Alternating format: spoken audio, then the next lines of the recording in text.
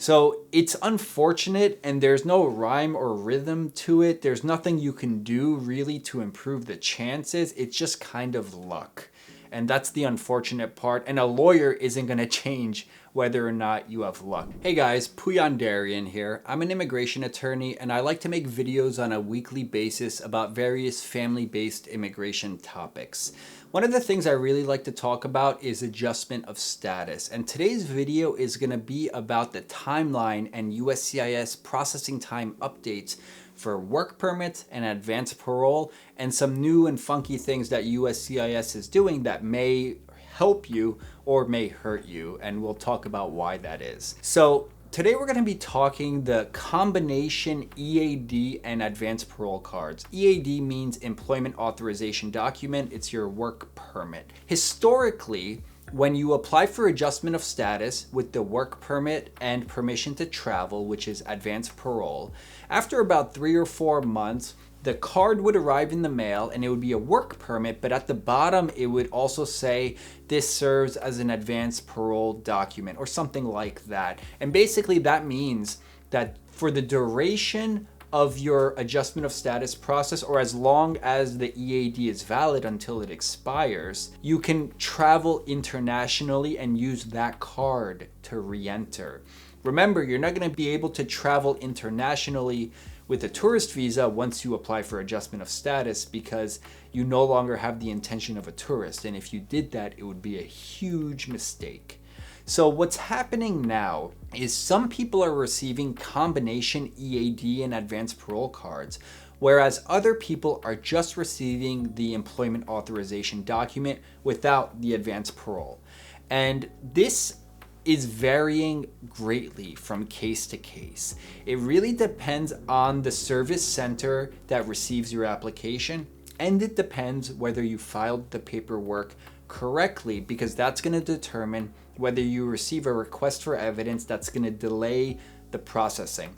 I just did a video on this a week or two ago. There are a couple types of requests for evidence where if you receive them within a month or two of filing your paperwork, USCIS might not continue processing your EAD and advanced parole until you respond to the request for evidence. These typically include problems with your affidavit of support and tax documents, or failure to submit your medical exam. These things for sure right now in June 2024 are going to delay processing of your work permit and advanced parole.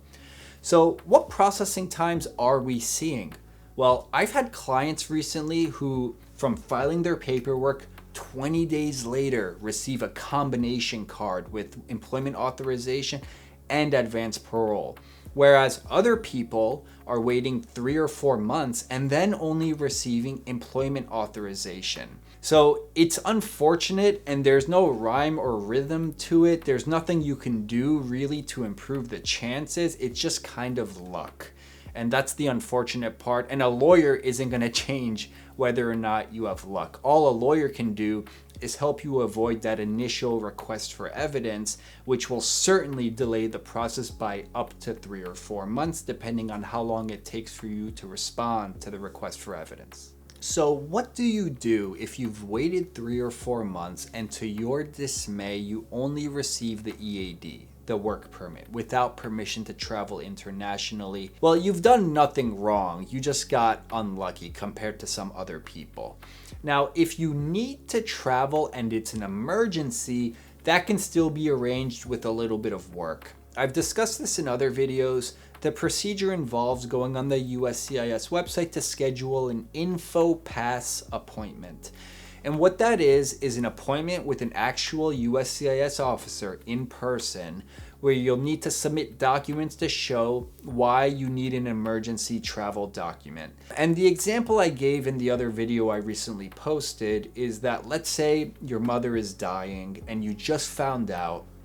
What you would need at the bare minimum is to prove that she's your mother and that she has a serious health condition that necessitates immediate travel. So I would submit your birth certificate proving that you are the child of this person, and a letter from your mother's doctor indicating what the diagnosis is, and hopefully the severity of the health condition will also be indicated in that letter.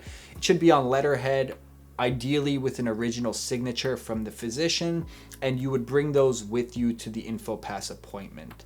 USCIS doesn't like to schedule InfoPass appointments if it's more than a few weeks out, so I typically wait until we're within like 2 to 3 weeks of the anticipated travel date. I also like to bring evidence of the flight to the appointment just to show the USCIS officer how serious this situation is and how eminently you need to travel. Alright guys, that's the little USCIS policy update I wanted to share with you guys. This has been going on for a few months, but I haven't made a video on it. If you want to learn more about upcoming USCIS policy updates, you should subscribe to my channel. I like to put out videos, sometimes instructional, sometimes including policy updates for USCIS on all sorts of family-based immigration topics. Specifically though, family petitions, adjustment of status, and naturalization are my primary focus. If you have any questions, put them in the comments below. I do answer any questions you might have that are immigration related, and I put a new video out on a weekly basis. Alright guys, so that's your weekly USCIS case processing time update. This has actually been going on for a few months now, but I haven't made a video on it, so if you didn't know about it, this is news to you. If you're new to my channel, I put out a video on immigration related topics, specifically family-based immigration, on a weekly basis. And if you post a question in the comments below within a week of the video posting, I will certainly answer all of your immigration related questions. I'll see you guys next week for another video.